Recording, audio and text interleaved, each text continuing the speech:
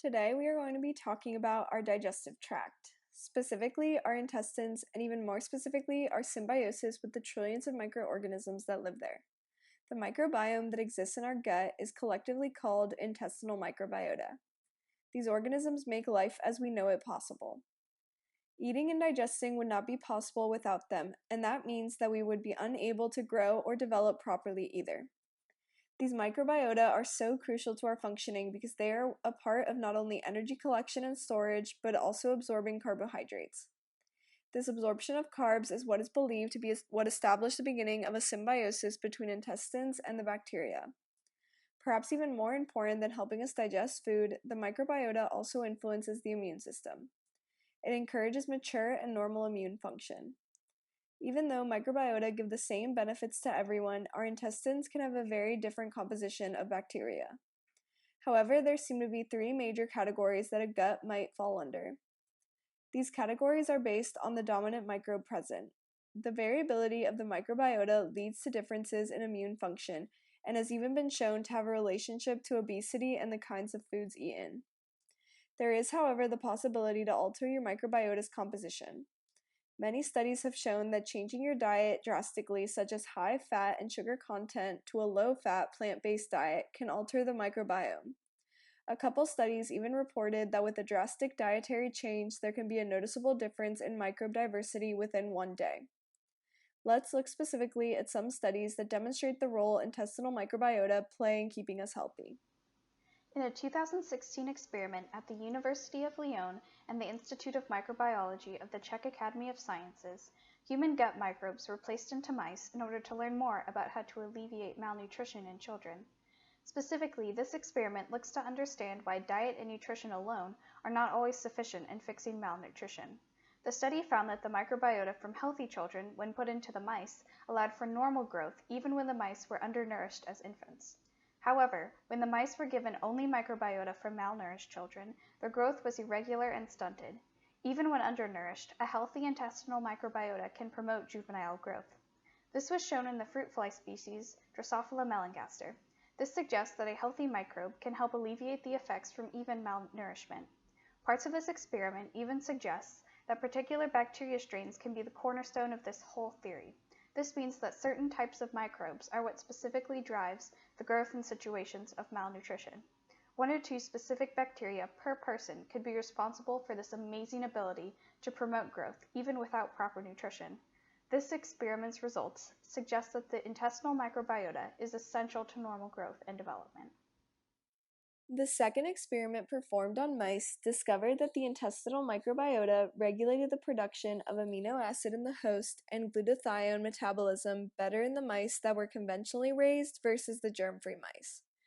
That is, mice which have been selectively colonized in order to be sterile.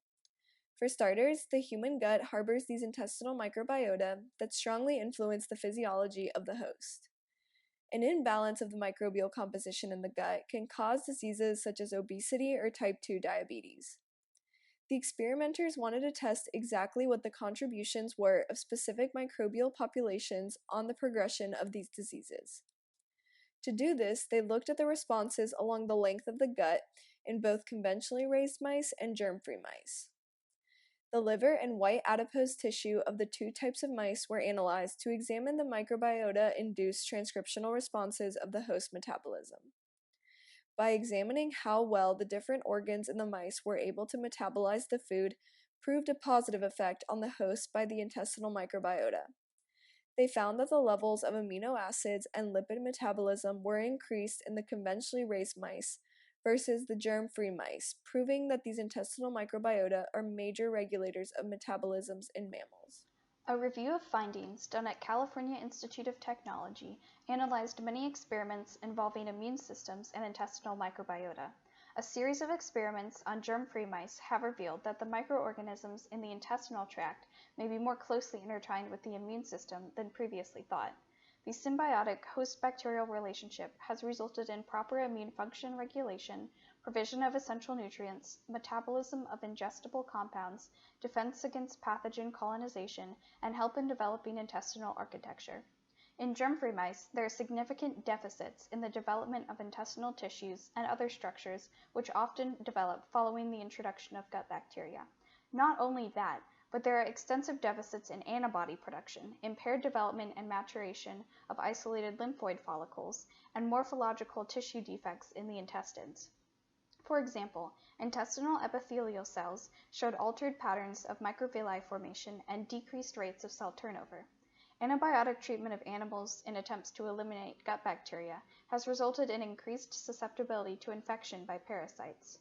Another study was conducted which compared the microbiota of those who suffered from inflammatory bowel disease and those who did not.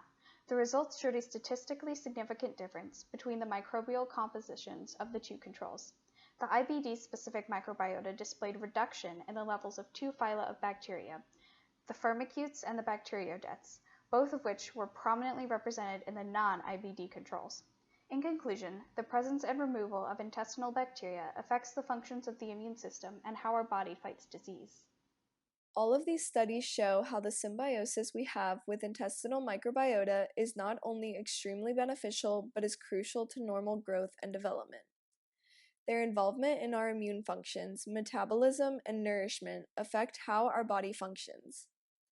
Even though there can be a wide variety of diversity of the microbes in our digestive tract, each one of us receives the benefit of having them. Some microbes seem to give more benefits than others, and unlocking this mystery might help solve complications of malnutrition and obesity. Understanding more about how intestinal microbiota affect our immune system will help us not only understand our own immune system more, but also our digestive system. Learning more about what influences the composition of our intestinal microbiota will also help us handle malnutrition and obesity-related issues more efficiently. One study shows that how one is born, via C-section or vaginally, has an effect on your intestinal microbiota and therefore can influence how well your immune system fights off certain illnesses. Many studies indicate certain kinds of bacteria that can be correlated to being more abundant in healthier individuals. Knowing which bacteria and why could change how some illness complications are treated. More research like this can give us even more insight into how our body functions and how we should care for it. Understanding our intestinal microbiota is significant to how we take medical approaches to treating illnesses.